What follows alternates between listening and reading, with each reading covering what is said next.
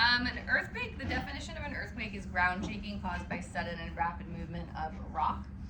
And typically an earthquake is going to occur in any location where you have stress being exerted on a rock. And then the force of that stress exceeding the strength of the rock, causing the rock itself to break.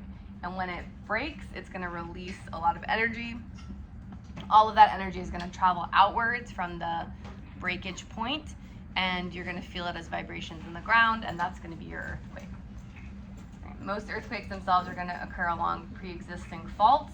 Most faults are sort of locked in place, except for those brief instances where earthquakes do occur. And obviously, since Canvas is down, I can't put these slides up for you, but I will put them up later. So if you miss anything, you can just catch up after we go. All right, so when it comes to definitions within an earthquake, we use this term focus to describe the location where the breakage actually occurs. So the actual true location where an earthquake begins is known as the focus. It's sometimes referred to as the hypocenter. Now, a lot of times when we talk about earthquakes, we talk about the epicenter. The epicenter is a location on Earth's surface directly above the hypocenter or above the focus. So it is the place, if we translate the focus up to the surface, that's going to be the epicenter. So when we talk about earthquakes in terms of like reporting, we typically report where the epicenter is because we care about like where on Earth the earthquake happens. But if the earthquake occurs here, that's the focus. And if we translate that point directly up, that's going to be the epicenter. When the earthquake occurs, energy is going to radiate out in all points from that focus, and if we look at the epicenter, it's going to appear to radiate out similarly in sort of concentric circles in all directions. And this is another image showing what I drew for you. So we're going to also talk on Wednesday a little bit about the different types of faults that exist and what these, like this is a specific type of fault. We're going to talk about what they are and where they form and things like that. But any place where you have rock movement, the crack along which the rocks move is going to be a fault. And like we said, it typically gets locked up because the rocks are not grinding smoothly past each other. They're going to be snagging on one another and building up tension, and then ultimately breaking in this sort of dramatic event.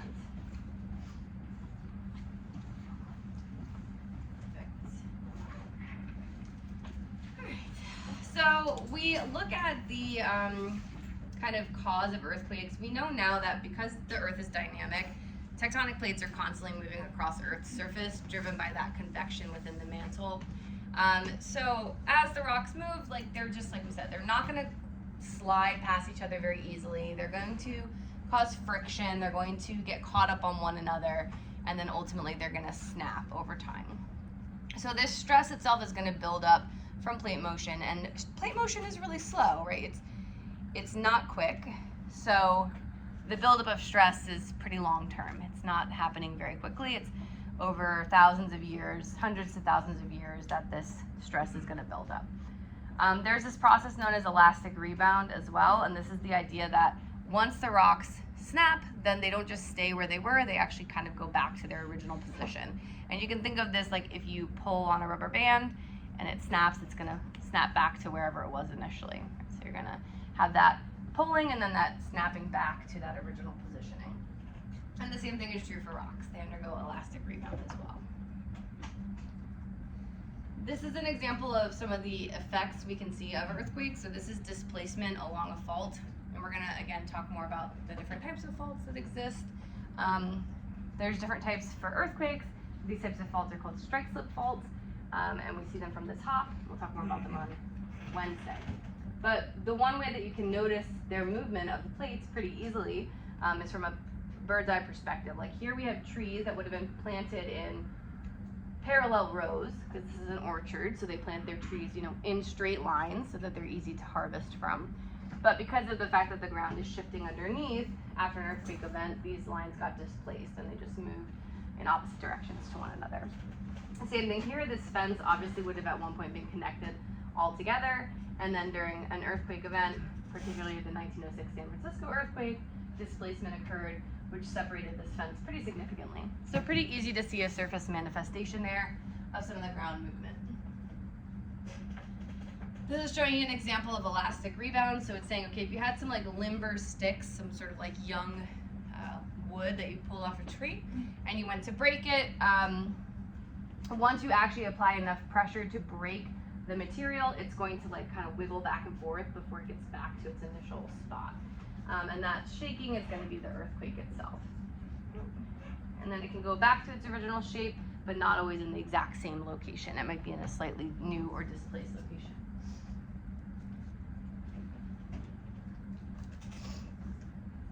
Some other terms that are important to know when we're talking about earthquakes are this idea of aftershocks and foreshocks. So foreshocks are going to come before a major earthquake event. They can sometimes be a warning sign that major earthquakes are coming, but there's no predictability to them, so they're not usually that helpful. Aftershocks would occur after the initial large earthquake event, and they typically can be a lot more dangerous because of the fact that even though they're smaller earthquake events, they're targeting something that's already been weakened through the larger initial event. So when an aftershock occurs, it's going to potentially cause a lot of destruction because the city or whatever it is has already been weakened from that initial larger earthquake. So they can still be very problematic and worrisome. I remember back in 23, we had like a slight earthquake happen in Boundbrook and such, and then shortly after that we did have like a few aftershocks. Yep. So we have it's pretty rare to have earthquakes in New Jersey, but we have recently had, a couple within living memory if you've been in New Jersey for a while. This slide talks to you about faults. I'm not going to spend too much time on this because this is what we're going to talk about over the next lecture. But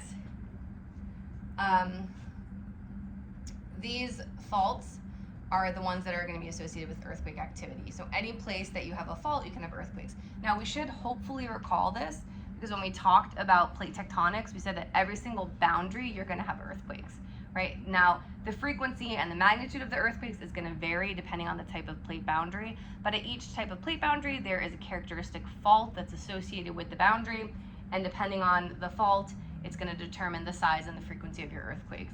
So normal faults are associated with divergent plate boundaries. If you recall, we said at divergent plate boundaries, there's a lot of earthquakes happening all the time, but they're typically not very large, so they're not really notable for us. Reverse and thrust faults are going to be associated with convergent plate boundaries. We talked about how these are some of our biggest earthquake events. Like our subduction zone is going to create those megathrust earthquakes occasionally, which is going to be some of our biggest earthquakes. They're very, very rare, like on the order of maybe one a year, very rare. But they are extremely powerful, and they can also generate tsunami because a lot of times they're happening in subduction zones, so they're happening below the ocean's surface, and then they can displace water when they do occur. Strike slip faults are going to be the ones kind of most commonly associated with most of the earthquakes that we talk about, because the ruptures can result in major earthquakes, and they're relatively common. These are going to be at transform fault boundaries, like the San Andreas Fault. And we'll learn more about all the specific types of boundaries, or rather faults, and how to recognize them on Wednesday. So what would you call the one that we had like recently? What would I call it? Like which version would it be? So I'm not sure the name. I'm not sure what the specific fault line is that caused that earthquake to occur. Yeah, I don't know. I don't know specifically what kind of fault it is, but because we're not at an active margin, so we don't actually typically anticipate earthquakes here because we're not really at any of those active margins. So I'd have to look at what specific We're at the one called the Ramapo fault line. Yes, but it's not an active margin. Like we're not at a plate boundary in New Jersey. So this is like an old fault line that you can have earthquakes interplate. They're not as common, which is why we don't typically get them in New Jersey, but we can get them.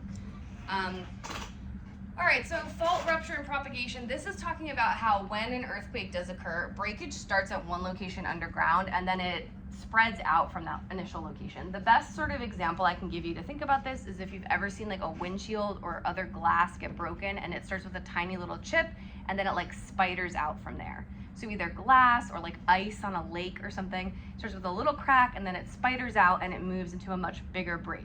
That's what propagation is, right? You're starting with one little spot that gets broken and then it's going to weaken the areas right near it, so they're going to break as well, and the energy is going to travel along that break in whatever direction it might be. So initial slip starts at the hypocenter and it propagates along the fault surface. It adds strain to the adjacent sections, which then triggers more breakage, and it typically goes in one direction, like just spidering out from whatever that central point is. And fault slip is going to be the amount of displacement on the fault itself. So how much did the fault actually move would be the measurement of slip in that area. And this is an example of kind of how that would look. So during the earthquake, the initial slippage begins down here at the focus, and then it's going to propagate out from that and kind of break out in these different directions along the rupture surface. Here we see really big displacement of the fault. The fault has, this block of rock has slipped pretty significantly during this event. That would be, again, a normal fault. We'll talk more about those later on. All right, those are our basic definitions of earthquakes. Now, when it comes to seismology, this is the study of earthquakes. And we've been trying to understand earthquakes for a really long time because earthquakes have impacted all human civilizations pretty much. They occur with no predictability, so we don't know when they're going to happen, and obviously they can be quite devastating, especially if you are building homes that are not designed to withstand the force of shaking. Most homes are meant to be on solid ground, so when the ground starts to shake, it's going to destroy a lot of buildings. So back in ancient China, they really were studying, earthquakes pretty extensively because it was a big threat for them. And they had their methods, like they had these ancient seismograph type machines, which essentially had these ball like perfectly balanced inside to this, vase in the middle that was anchored. And then if ground shaking occurred, it caused the ball to drop into the mouth of one of these frogs, and that would tell them the direction from which the shaking originated. Because when you're in the midst of an earthquake, it's very hard to tell where the shaking is coming from. The whole ground just seems to shake. So you know that an event occurred, but you don't know where it occurred.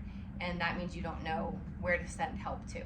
So having some sort of device that could tell you, oh, here's where it started, here's where we're gonna send help, that's gonna be very important in those instances where they didn't have a way to get in contact immediately.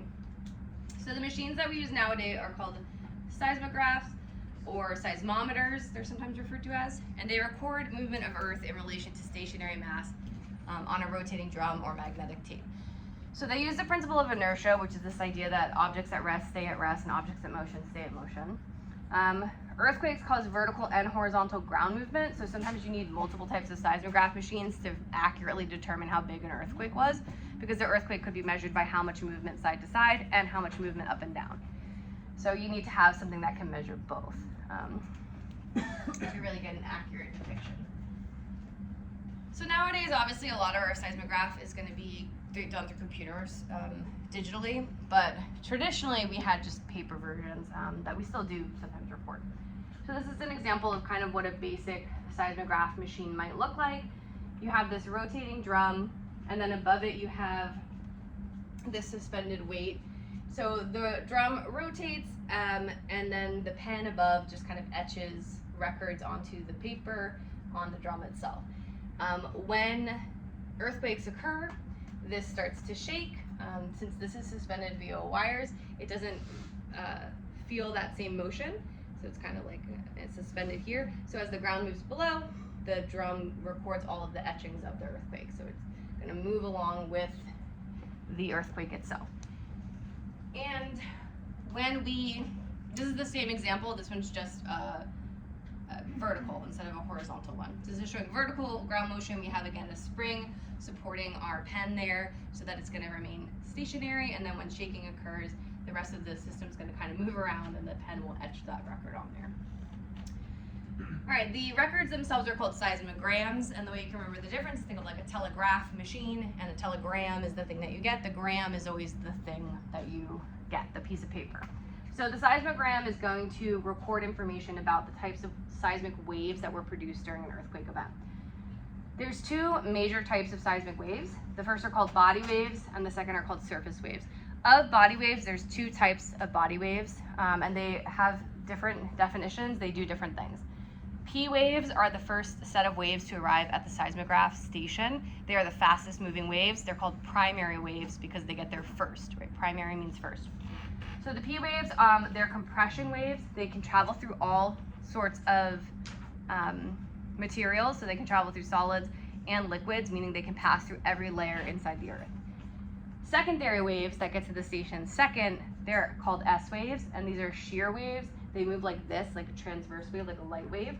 and they're only able to travel through solid material. So they cannot travel through the outer core of the Earth because the outer core is liquid. Surface waves are going to be waves that actually reach the surface, and they're going to sometimes look like rolling ocean waves if they're large enough. These are going to be the ones that are going to cause the most damage because they're going to be obviously at the surface where we live. If a bunch of shaking is happening underground, it's not really as problematic for us because we don't tend to live down there. This is an example of how energy is propagated through the different types of seismic waves. So in P waves, they're compressional waves, just like a sound wave. So if you imagine having a slinky and you pull it back and you kind of push forward, you're going to see that energy propagate through in this direction. It's going to move parallel to, like the particle motion is going to be in the same direction as the wave. So they're going to be parallel to each other. And then the S wave is more like a light wave, a transverse wave. So when you move it, the wave direction, the wave is going to travel forward, but the particle motion will be perpendicular to the direction of the wave, so the particles will go up and down. Here they're going parallel, or so they're going forward with the wave. Here they're going up and down. So that's going to obviously result in horizontal and vertical ground shaking, combination of both. Now, this is going to just show us a little bit of, again, some really simplified seismographs, or seismograms rather, that we'll look at something similar in your lab today. So, because of the fact that P waves travel the fastest, they're always going to arrive first at your seismograph station. So when you look at the record, the seismogram, you're going to see distinct sets of waves, and the first one is always going to be the P waves. And they're going to be the first blip above baseline. So there's like a little bit of motion always at baseline, it's not perfectly still, but then you get this kind of noticeable blip. Okay, these are the P waves, this is where the earthquake has started. After some amount of time, the S waves are going to hit. They're going to be slightly taller in amplitude, so a little bit bigger than the P waves, but they're slower, so they take longer to get there. And then again, after some lag time, you're going to have the arrival of the surface waves. This is going to be what's really causing damage to your location. Now, the closer that you are to the earthquake's hypocenter, the shorter the lag time between these sets of waves arriving. These waves travel at a constant speed, so if the finish line is pretty close, P waves are always going to come in first because they run the fastest, but the S waves are going to be really close behind because it's not much distance to cover. If you amplify that distance by moving your station further away from the starting line, P waves come first, S waves come second, and they're lagging longer behind because they're covering more distance, so it's going to take a longer time. Same thing here, the station's really far away from the focus. The P waves arrived, and then it takes such a long time that the S waves didn't even get there yet, so they're not even on the picture at all. They're still coming, they haven't arrived yet because they're taking a long time. So when an earthquake does occur, since energy is propagated out all around the world, we can measure it at seismograph stations all over the world.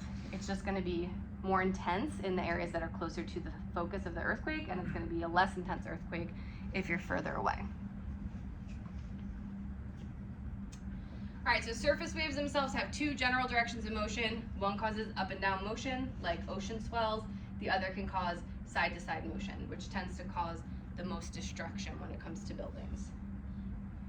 This is an example of some of the damage that could be impacted or created after surface waves roll through. So here again, we have these like ocean waves. It could literally, sometimes if the earthquake is large enough, you can actually see the ground like swelling and rolling like this. We have some cracked roads. We have some snapped power lines. The buildings were shaken back and forth. Possibly could fall over depending on the intensity and duration of the shaking. Maybe not, they might still be okay. The second type is going to be our side-to-side motion. Here the roads are significantly damaged. All the power lines are snapped as well. And then we have some structural damage to some of these buildings. Again, that's going to depend on frequency, or rather duration and intensity of the shaking. The longer it's shaking for, the more likely it is the buildings are going to get destroyed. So to sum it up, P waves are first to arrive at the recording station. They have the lowest amplitude, so they're the smallest, shortest set of waves on the map. S waves arrive second, and then surface waves have the lowest velocity, so they get there last, but they have the highest amplitude and they cause the greatest damage to property, greatest risk of loss of life. So again, this is going to be sort of what you're going to do in your lab tonight. you're going to be looking at some seismograms similar to this one, and you're going to be trying to determine what is the location of this earthquake and what is the magnitude of this earthquake. So there's two processes we're going to have to do. The first thing we're going to have to do is figure out how far away is this seismic station from the hypocenter or focus of our earthquake. And the way that we do that is by analyzing how much time it took from the arrival of the first P wave to the arrival of the first S wave. Since we know that those waves travel at a constant rate, if we know the time difference, the lag time between the arrival of the P and the arrival of the S, we can figure out how far the distance is. Once we know the distance, that's step one. Because we know the distance, let's say from station A,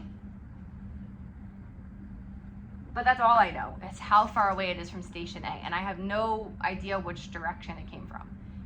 So in order to figure out where the earthquake actually occurred, I have to evaluate data from additional stations. Let's say I know it occurred 150 kilometers from station A. Okay, so I could draw a circle with the radius equivalent to 150 kilometers, pretend that's the middle of this circle. And I know that my earthquake has to be somewhere on that circle, but that's like an infinite number of points. It could be at any of those points. So then I'm going to add in seismic data from a second station. And maybe at station B, I'm told, okay, this earthquake occurred 200 kilometers from station B. Okay, so now I know my earthquake has to either be here or here, because it's the only 2 points that are both 150 kilometers and 200 kilometers from station A and B respectively. But again, I don't know which one it is. So what would I need to do? Put a what? Math. Well, I mean, it's like, it definitely, by definition, it could be here or it could be here. So what would I have to do to figure out which of those 2 points it is? Station C? Yeah, I need to add another station, right? I need to add one more. Okay, this station tells me it's this distance, whatever, from station C. We'll pretend all these circles are equal. This process is called triangulation. You need 3 stations in order to figure out specifically where the earthquake has occurred. So you do triangulation because the only information you're going to get from the seismograms is the distance to the earthquake, not the actual location. So once you do it for 3, then you can pinpoint the location. All right, and that is how we would find the epicenter of the earthquake. So we develop it using seismograms from earthquakes whose epicenters could be easily pinpointed. We constructed these things called travel time graphs. So when we kind of already knew where an earthquake occurred, we could like reverse engineer the rate of motion of the different waves. And once you have the travel time graphs, you find the time interval between the P and S wave, you find the location on the graph where vertical separation. This is how you use a travel time graph, which it does show you in your textbook, but the lab we're gonna do tonight is gonna simplify it even more. But the way that it would work is you would find the time interval between the P and S wave, you would look on the graph of where there is a vertical separation between the P curve and the S curve that's equal to whatever time interval you determined, and then you see what distance it corresponds to. I'm going to show you on these slides to kind of clarify what that means. Now, the activity you're doing tonight, the simulation actually simplifies it even more, where they just give you an SP curve, so you can just read the SP lag time curve instead of doing this differential, but it's the same kind of process either way. So if we took a look at this seismogram data, seismogram A, it's in New York, so New York City, and we see the first P wave has arrived right here. We'll call that time 0, right? And every line here, the space between 2 lines is equivalent to 1 minute. So if I had to estimate the time differential between the first P wave and the first S wave for this seismogram, okay, P wave hit here, it's like 1, 2, 3, 4, 5 minutes until the S wave has arrived. So that time interval is called my SP interval. It's just the lag time between the first P wave and the first S wave. So for station A, it's going to be 5 minutes. For station B, here's my first P wave, 1, 2, 3, 4, 5, 6, like 6.5 minutes.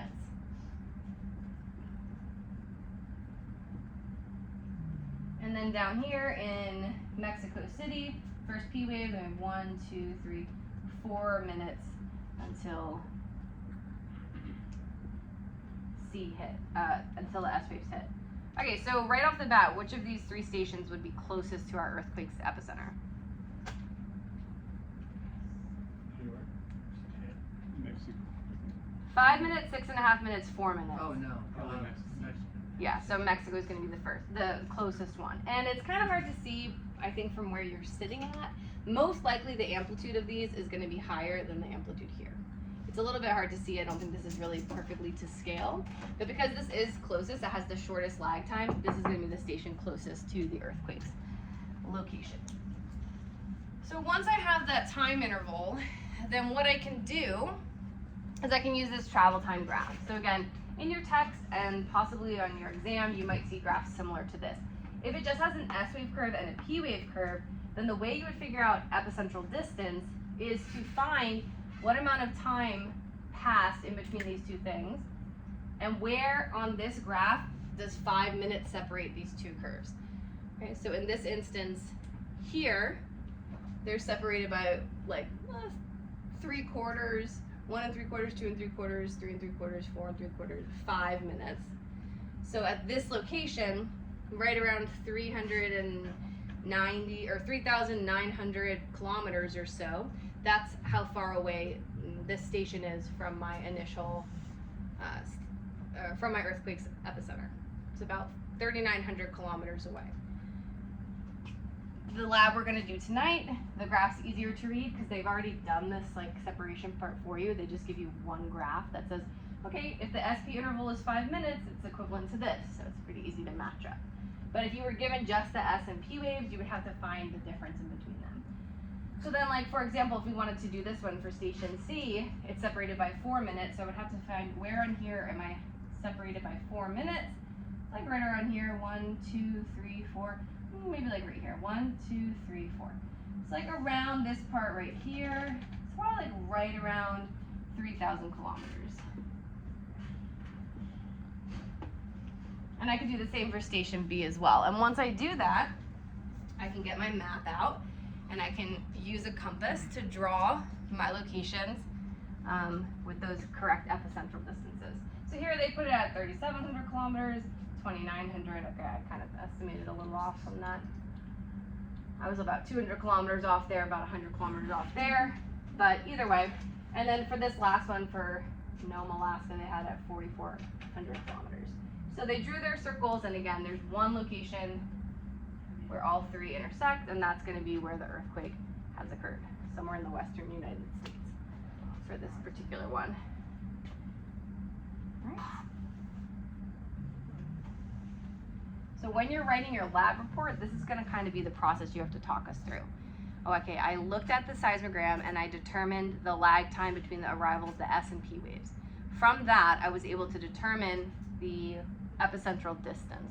Once the epicentral distance was determined, I was able to chart out 3 circles with the corresponding epicentral distances as the radius of the circle, which allowed me to triangulate the location of the earthquake itself. It's kind of the process that we're going to go through. So now we know where the earthquake is. So the next question becomes, how big was the earthquake? Right? When you're learning about an earthquake, you want to know where did it happen and how intense was it, or what was its magnitude.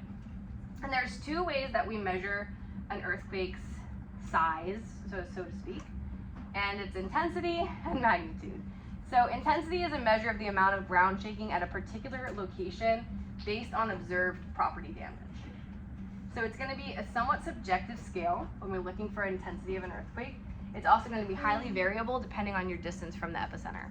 If you're right on top of the epicenter, it's going to be a much more intense experience than if you're thousands of kilometers away. Same earthquake, but you're going to experience it differently. Magnitude is a quantitative measurement of ground motion based on data from seismic records used to determine how much the ground has moved or how much energy was released during the earthquake. So this one is going to be qualitative. We're going to use subjective reasoning to figure out based on like a rubric. And then this one we're going to actually use quantitative values. Magnitude for an earthquake would be the same. Like, well, there's only one magnitude for the earthquake. Intensity is going to vary with distance from the epicenter. So there's a couple of different scales that we use.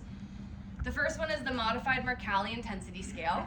It was developed a long time ago in 1902 by this guy Giuseppe Mercalli, and it was based on property destruction in a particular region, and the values change based on distance from the epicenter.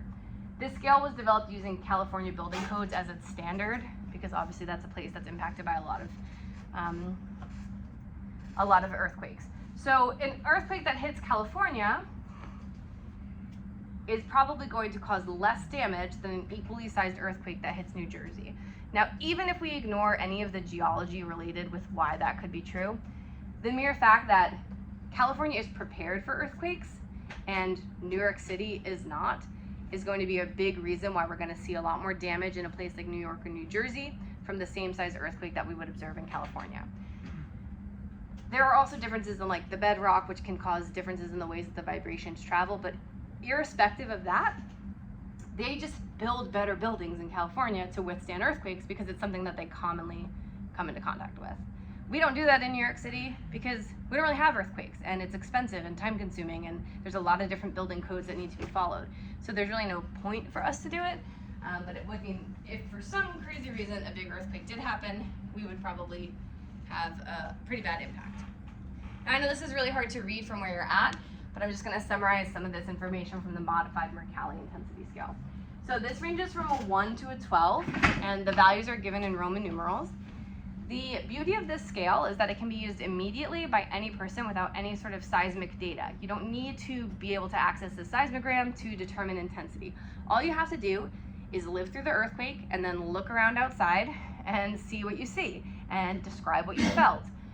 So something like a 1 on the modified Mercalli scale, it says not felt except by very few people under especially favorable circumstances. So for example, maybe you're laying down, you're not sleeping, but you're laying quietly in bed at the top of a 5-story building, and it's very peaceful and calm. Oh, maybe you feel a little something. You're like, oh, what was that? That was weird. You're in a very favorable circumstance. If you're down on the ground floor, you're walking around, you're listening to music, you're probably not even gonna notice that that shaking occurred. But like you might notice it if you were in a very favorable circumstance. Something like a 4, during the day, it's felt indoors by many, outdoors by few. Sensation is like a heavy truck striking the building. I would say probably that earthquake we had last year or 2 years ago, for me, I would prize that as like a 3 or 4. The 3 says felt quite noticeably indoors, especially on upper floors of buildings, but many people do not recognize it as an earthquake. When we had that earthquake, I guess it was last year, right? 23, I think. I think it was 2024. I think it was last year. I remember I was asleep because it was spring break, so I didn't have school. I was sleeping upstairs, and I woke up from the earthquake, and my first thought was, oh my God, did a truck crash into our garage? Like, did something hit our garage? Because it was loud, and I felt the motion, and truthfully, actually, my first thought was, oh, we're having an earthquake, and then I thought, this is New Jersey, we don't have earthquakes, and then I thought, did we get hit by a truck? My stepfather just ran out of the building, no care for his wife or me, just left. I'm like, okay, it's the right thing to do, but maybe like say, go outside or something, like alert the people you love. But no, you know, I did recognize it initially instinctually, and then I like quashed that thinking, oh, with my rationality saying, oh, it's probably not an earthquake. So I looked for some other excuse. But no, I did know it was an earthquake. And some things in my room did get knocked over, like stuff off of my bedside table fell over. And I don't know if that was the same for your experiences. So I was in the 2nd floor of my house, and like things did fall off my bedside table. Nothing got broken, it wasn't dramatic, but like stuff fell over. It was definitely noticeable, which was the first time I'd really ever lived through an earthquake like that. If you had been walking around outside again, or like having a dance party or something, you might not have noticed because you would have been distracted. But since I was like laying down and I felt it and I heard it, and pretty much I think most people felt that one. So I'd say probably like a 4 would make sense. Something like a 7. Everybody runs outside. The damage is negligible in good building design, but slight to moderate in well-built structures, and considerable in poorly built structures. So like pretty significant increase here, just from like a 5 or 6 to a 7. 12 on the modified Mercalli says damage total. Waves seen on ground surfaces, objects thrown upward into the air. This is like complete destruction. Nothing is standing. Everything is completely obliterated. The ground was like, you know when you're a kid and you play with those parachutes and you do like this and the balls are on top and they pop up in the air? That's what they're saying happens. Like things are getting thrown up in the air. Really, really massive earthquake event. So that would be a 12 on the modified Mercalli scale. And again, if we're in the town where the earthquake hits, we might be at a 7 or 8, and then maybe we go a few towns over, they're like, oh, it was just a 6 or 7 here, it was just a 5 or 4 here. So it's gonna vary with intensity depending on where you're at in relation to the earthquake's epicenter. The beauty of the scale, yes, it's subjective, so of course, like, people are going to report differently, but again, you don't need scientific training. Any person could read that and evaluate it on their own, and you can do it in real time. As soon as the earthquake happens, you can send in a report, here's what we felt, here's what we noticed, and then we can start to, determine how much help needs to be sent to that area. And this area is showing us dots on this map with the location of people who reported feeling earthquakes of similar magnitude. So again, this is showing us a magnitude 6.0 earthquake in California in September of 2004, and then a slightly smaller earthquake, 5.8 magnitude in Virginia in 2011. I remember this earthquake as well. I was in the Outer Banks in North Carolina at the time, and I didn't feel this earthquake because I was in a swimming pool. But some of the people I was with were sitting on the beach in their chairs, and they noticed their chairs like kind of shifted down into the sand a little bit. So we felt this earthquake, and this one actually did do some damage. It damaged the Washington Monument in Washington, D.C. So for about like a year or so after, the Washington Monument had like a huge crack in it and had all this scaffolding around it. So these green dots are all the people who reported feeling this earthquake. So again, we talked about how California, they're used to earthquakes, so probably less people are going to notice them because they're just ingrained to deal with them all the time. It also has to do with the fact that the rigidity of the bedrock here in the eastern U.S. does kind of amplify the sensation of that ground shaking, but I would argue it's also just the novelty of the situation. So for both, we feel it a lot more here. Everyone's like, oh my God, an earthquake! They're like, that's not even an earthquake, come on, that's like nothing. They're so used to it over there. Now, the other scales that we use to determine the size of an earthquake are magnitude scales. So we use two. The Richter scale is one that you've probably heard of before, and it measures the amplitude of the highest wave recorded at a seismograph station. So it was introduced by this guy, Charles Richter. It's calculated looking at the height of the highest wave on the seismograph station. And then it's a logarithmic scale that accounts for the decrease in wave amplitude with increased distance. So you have to, again, know the epicentral distance and the amplitude in order to determine the Richter magnitude. You're going to do this in your lab tonight as well. Each unit on the scale represents a 10-fold increase in wave amplitude and a 32-fold increase in energy released. So being a logarithmic scale means that like a magnitude 5 earthquake and a magnitude 8 earthquake are substantially different from one another because every step is a 10 times increase from the previous. So a magnitude 8 isn't 3 times as big as a magnitude 5. No, it's going to be 5 to 6 would be 10, yeah, 1,000 times bigger. This is going to show you, this is a tool called the Richter nomogram. This is what you're going to use in your lab. Essentially, once you have epicentral distance and amplitude of the highest wave, you can connect them across this device, and then you'll do it with all 3 of your stations, and then wherever they intersect, that would be the magnitude for that earthquake. So that's what we'll look at tonight, the Richter nomogram. I'll have to describe that in your lab report as well. Okay, so this again is magnitude versus ground motion and energy. So because of the fact that the Richter scale is based off amplitude, a magnitude 1 is going to be 10 times bigger than nothing basically, and then magnitude 2 would be 100 times increase, so on and so forth. And then the other magnitude scale that we use is the moment magnitude scale. This measures the total energy released. This scale is a little bit newer because the other two were like 100 years old.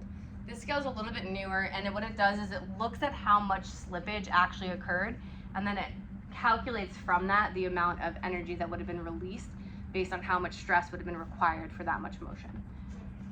So we can also use this through calculate this information through seismograph data if we don't have an actual visual representation of the slippage. All right, and then this is our annual occurrence of earthquakes of various magnitudes. So again, smaller earthquakes are occurring pretty much all the time. We don't always feel them, we don't notice them. They're happening all over the place all the time. Over here, minor earthquakes we can feel by humans but really don't get much damage from, about 130,000 per year. So again, pretty frequently happening, right? There's only 365 days in a year. Light earthquakes, noticeable shaking of items, about 13,000 per year. Moderate earthquakes, anything above a 5. Property damage to poorly constructed buildings. That's going to be like, again, the one that we felt in Virginia in 2011. Stronger earthquakes, anything above like a 6 on the Richter or moment magnitude scale is going to be pretty significant. Strong earthquakes here can be destructive in populated areas. These two, the Loma Prieta, California earthquake in 1989, that's a pretty famous earthquake. It happened during the World Series. So they were actually like, broadcasting the World Series, and then the earthquake happened and like the cameras got shut off because there was an earthquake right in the middle. Northridge, California was a bad one too. An overpass in this area collapsed during this earthquake, killing like a bunch of people underneath the overpass on the highway. Major earthquakes here, 7 and above. 2012 Haiti, that was a pretty famous earthquake that they're still recovering from. Charleston, South Carolina back in 1886, so probably don't know as much about that one. Also just weren't as many population centers, so not necessarily as big of a deal.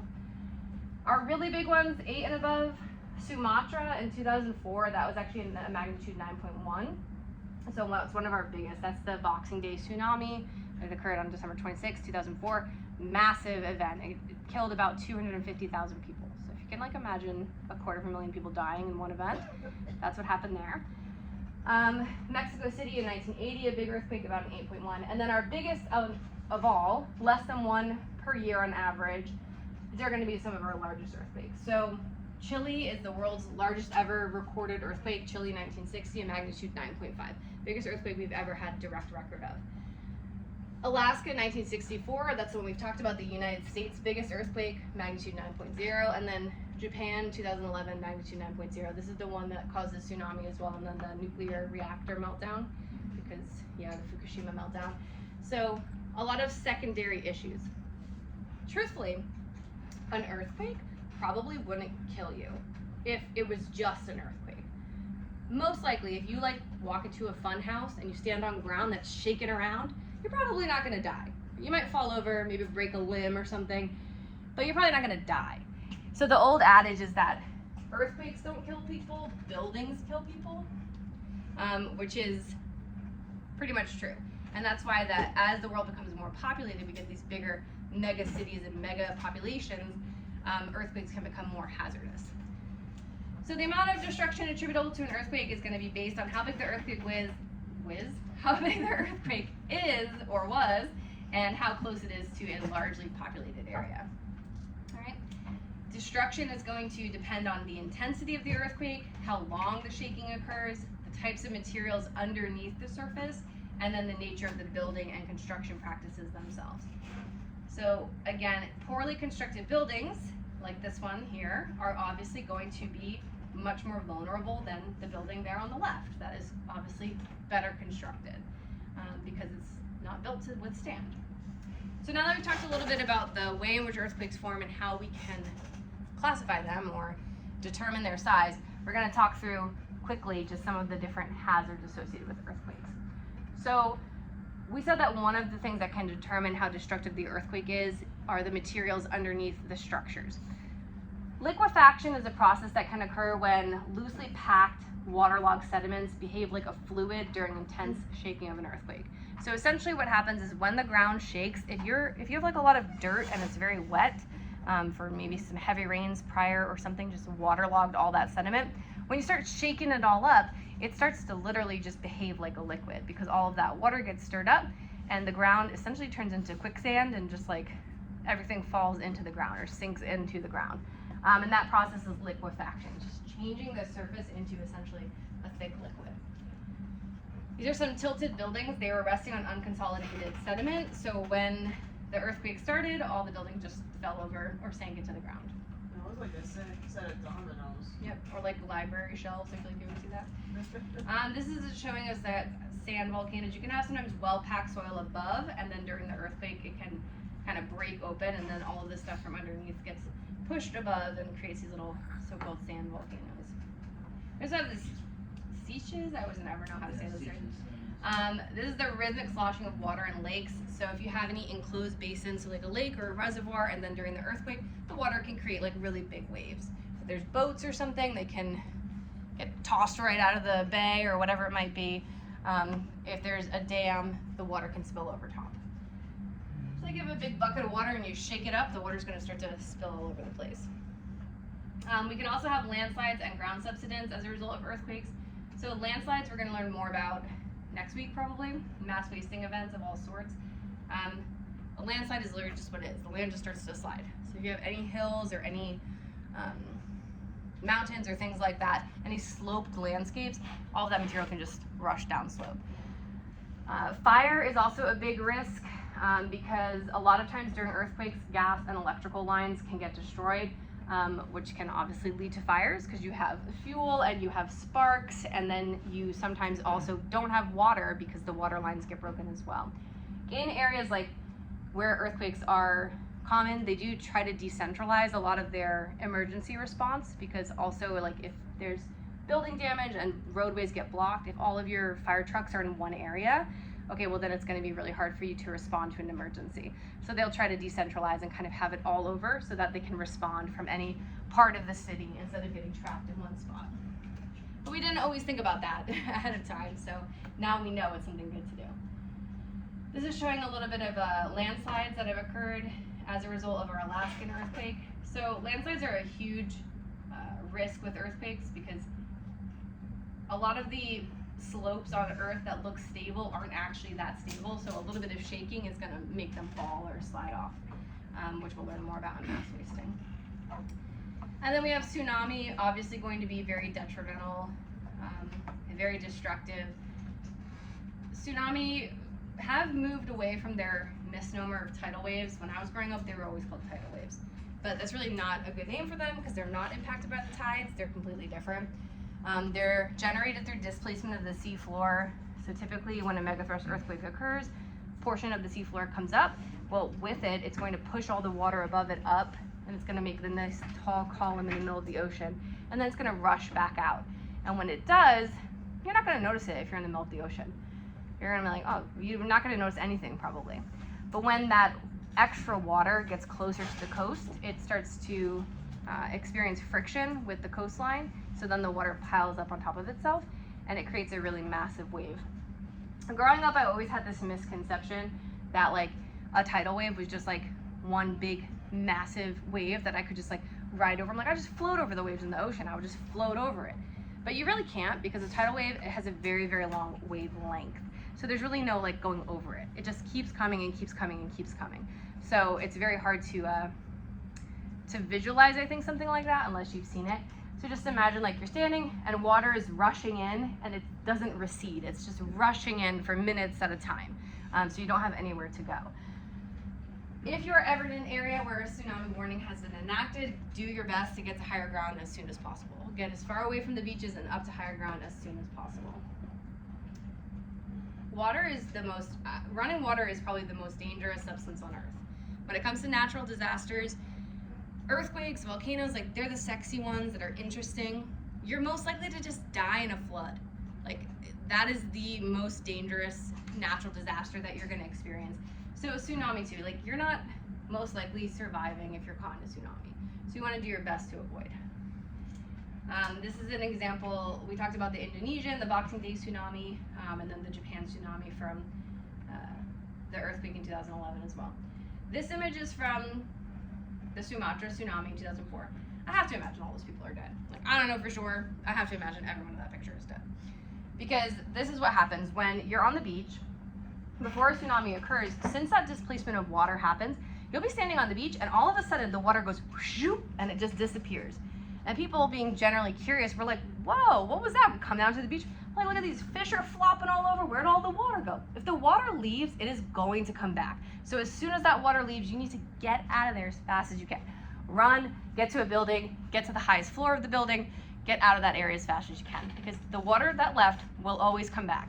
And it's gonna come back fast, and it's gonna be high, and it's gonna be rushing in for minutes at a time. So you definitely want to escape as quickly as possible. This is other destruction from the Japan tsunami. So you can see just like how effective water is at moving material around. Even if you were like the world's best swimmer, you're swimming, but cars are being flown at you, you know, like water is there, there's gonna be debris, sharp wood, splintering.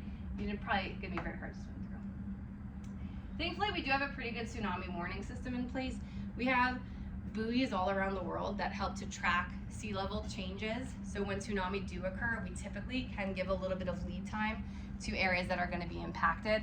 And now with cell phones, like it's great because we can pretty much get alerts instantaneously. So you've probably gotten like Amber alerts and things like that. If you're in an area where a tsunami comes, you might get a similar like emergency alert, a tsunami alert or something like that. So even just a few minutes lead time can probably give you enough to get somewhere safer. And the way that it works is just this system of buoys tracks the sea level, and if they notice a rise, they're like, okay, a tsunami is coming, and then we can tell where it's going and where it's going to hit. All right, this last one is just going to talk you through a little bit about where earthquakes occur.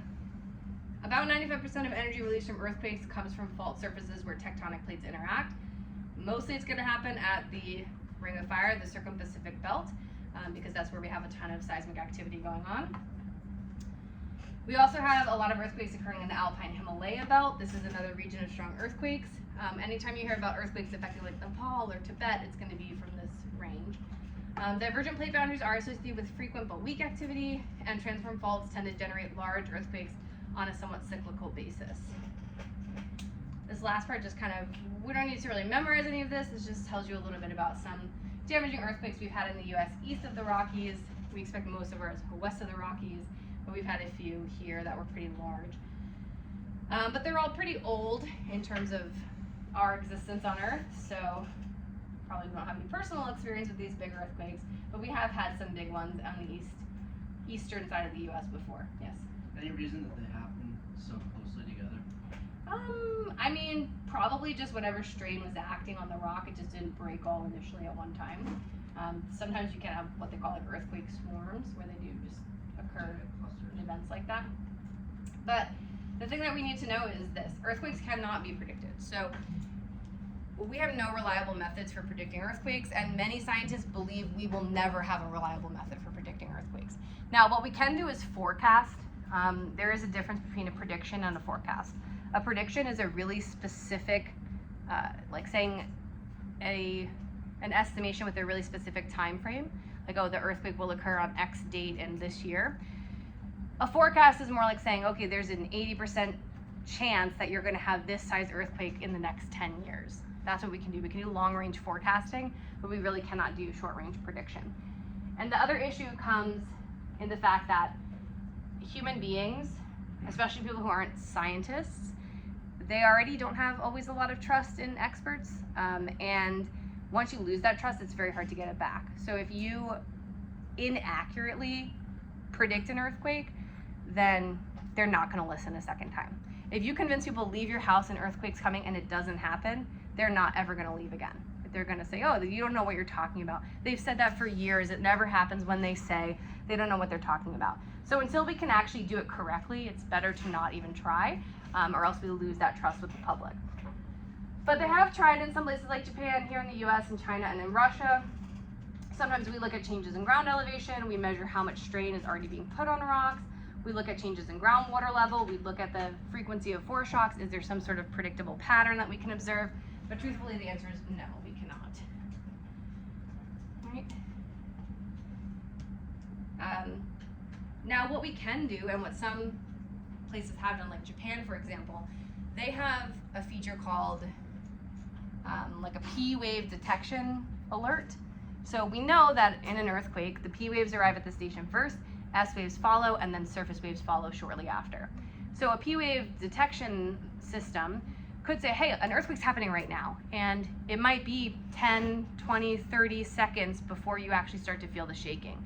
Is that enough time for you to necessarily make a huge change to your location? No, but is it enough time for you to maybe get outside or get under a doorway or something a little bit safer? Yes. So they could maybe give you a couple minutes or a couple seconds of lead time if they're able to accurately link up, like their emergency alert system to their seismic network and say, as soon as we detect that P wave, we say, hey, a P wave's here, earthquake's happening. They don't necessarily know how big it's going to be, but they'll just say, okay, earthquake's here, get outside, do whatever you need to do.